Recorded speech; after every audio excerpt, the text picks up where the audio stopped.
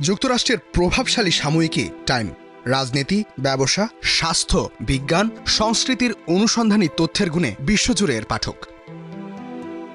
2006 সালে সেই টাইম ম্যাগাজিনের প্রচ্ছদে জায়গা করে নেন বেগম খালেদা জিয়া। ছাপা হয় এই সাবেক প্রধানমন্ত্রীর একান্ত সাক্ষাৎকার।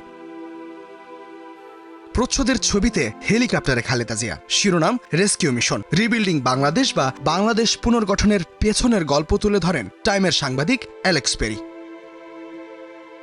2006 সালের সেই সময়টায় খালেদা জিয়ার সরকার জঙ্গিবাদের সাথে লড়েছে। 2005 সালের 17ই আগস্ট বাংলাদেশ জুড়ে একযোগে শতাধিক বোমা হামলার পর কঠোর অবস্থান নেয় বিএনপি নেতৃত্বাধীন জোট সরকার। টাইমের প্রতিবেদনে বলা হয়, প্রধানমন্ত্রী খালেদা জিয়ার অন্যতম জনপ্রিয় সিদ্ধান্ত ছিল বিশেষায়িত বাহিনী র্যাপিড অ্যাকশন ব্যাটালিয়ন র্যাব গঠন।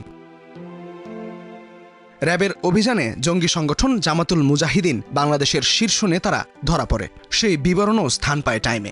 গুরুত্বের সাথে ছাপা হয় প্রায় 1000 সন্দেহভাজনকে গ্রেপ্তারের খবরও। টাইমকে দেয়া সাক্ষাৎকারে দেশের সব রাজনৈতিক দলের সাথে একসঙ্গে কাজ করার প্রয়োজনীয়তার কথা বলেছিলেন খালেদা জিয়া। নারী শিক্ষায় তার সরকারের অবদানের বিষয়টিও উল্লেখ করেন। টাইমের প্রতিবেদনে খালেদা জিয়ার নেতৃত্বে বাংলাদেশের ক্রমবর্ধমান অর্থনীতির দিকেও আলোকপাত করা হয়। বলা হয়, টানা 3 বছর ধরে দেশের জিডিপির প্রবৃদ্ধি 5% অবস্থান করে। 2005 সালে বিদেশি বিনিয়োগ বেড়ে দাঁড়ায় $454 মিলিয়ন।